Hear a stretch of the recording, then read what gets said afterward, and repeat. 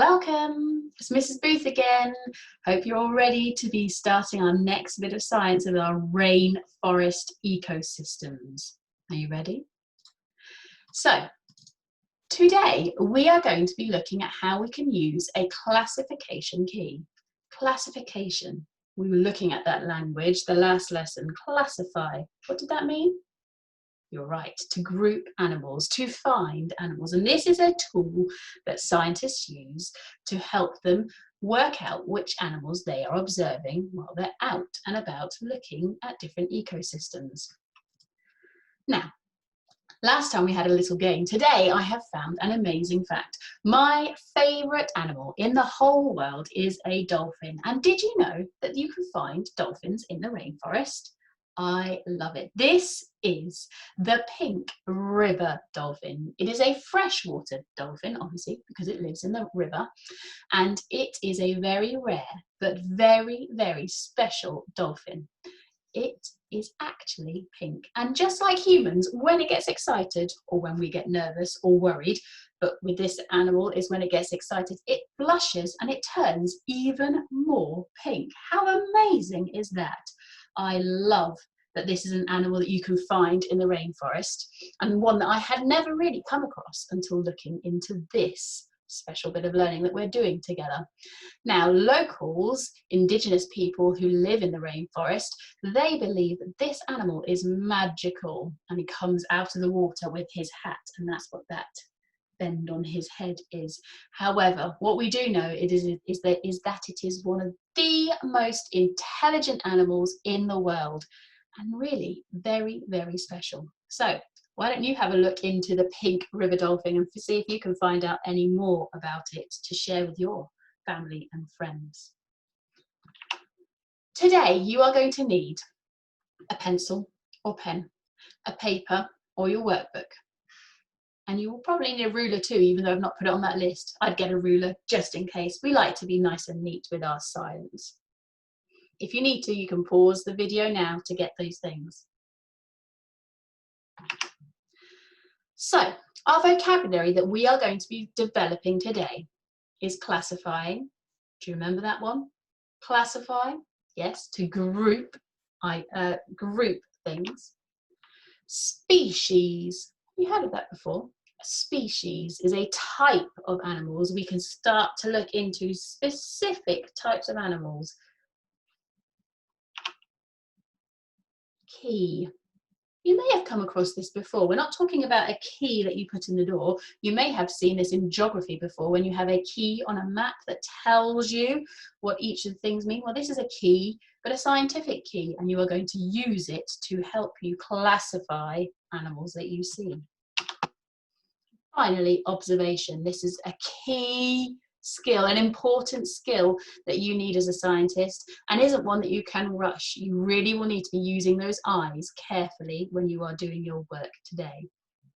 So let's get started. How many different species, types of animals are there in the rainforest? Not just in this picture, in the rainforest. Have a think. Can you guess a number? Hundreds? Maybe you think thousands? Some people might even think millions. Now, this is going to be an answer that shocks you. We don't know. No one knows for definite how many species there are in the rainforest or in the world, because we are still discovering every year new species. Last year alone, in 2019, scientists have found another 71 species that had never been seen before. How amazing is that? This is why science and biology is one of my favourite subjects. It's not something that we can just learn about, it's things that we can discover too, and getting out into the real world and discovering new species is really exciting. So, how do the scientists, when they find these species, know they found a new organism? An individual living thing? Excellent. How do they know they found a new organism? Well, they take all of the data, all the information they know about species that have been found already, and they use that information to help them work through what it is they are looking at that point. They use something called a classification key to help them. First, though, They have to look at the animal that's in front of them, using careful, close observation. Let's have a look at this animal here. What can you see? Do you notice anything about its skin? About its colour? Eyes? The limbs, hands and feet and arms and legs? Okay. On quick observation, I could see that this animal must be a vertebrate. You can see the spine going down the animal and it's inside of its skin. I also think that this is a reptile. The reason I think this is a reptile is because of the scaly skin. It's not got feathers or fur, and it's also living outside of water. So it's giving me a clue this is not an amphibian, this is a reptile. This is a herbivore. Having looked at what it is eating, it is not eating other animals, it is eating plants around it. It is a very vibrant, that means very bright green, which must make it a special type of reptile. Knowing, because I know I've seen lots of lizards before, I'm guessing this is probably a lizard. But let's find out for certain. Here in front of you, you can see what is called a classification key, and it uses key questions that will help you differentiate between other animals that it could be. So the first question says right here at the top, and we always begin with the first question. Nowhere, you can't just skip through, always start with the first question. Does it have hair? Looking closely at my animal, no, this definitely does not have hair, which brings me to my next question. Does it have feathers? Nope, I've already looked at it really closely. I definitely know that it has not got feathers. So this must be the green iguana.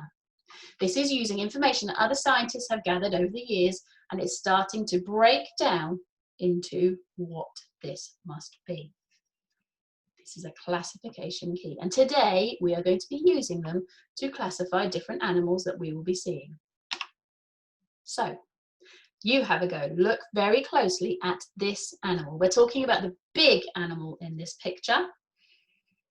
What can you observe? Very carefully. What about its skin? What is it doing? Can you use some of the diet or the habitat work that we've done before?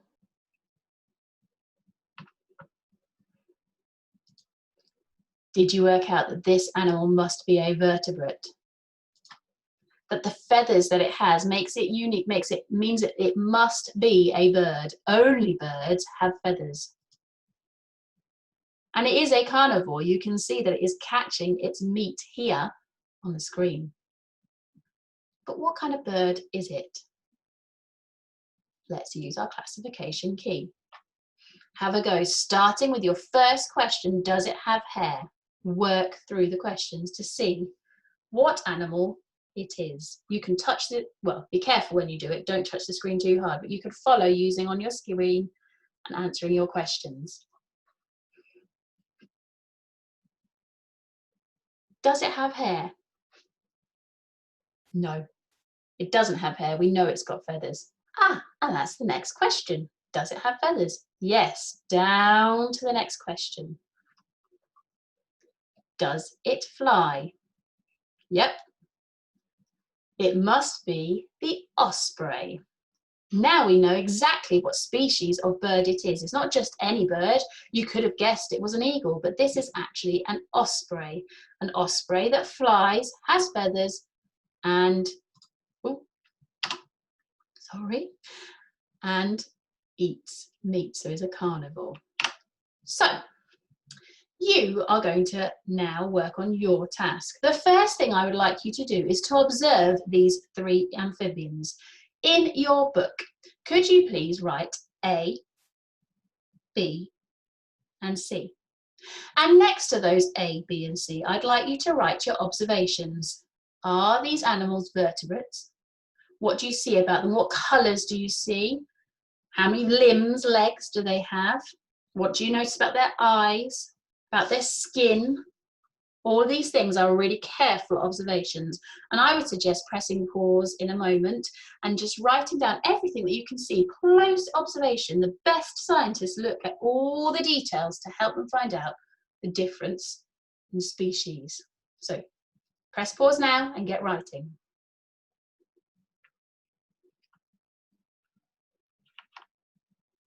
Okay. Now that you have done your close classification, I'm going to ask you to pause the screen again in a moment and use this classification key to work out exactly which of these animals you have got. So you have written about these 3 animals, and now you're going to press pause and work through these questions on the classification key to work out which animals you have got in your A, B, and C. So you will start, as always, from the top. Does it have legs? And work your way to work out which each of the animals is. What is the name of A? What is the name of B? And what is the name of C? Press pause now to work this out.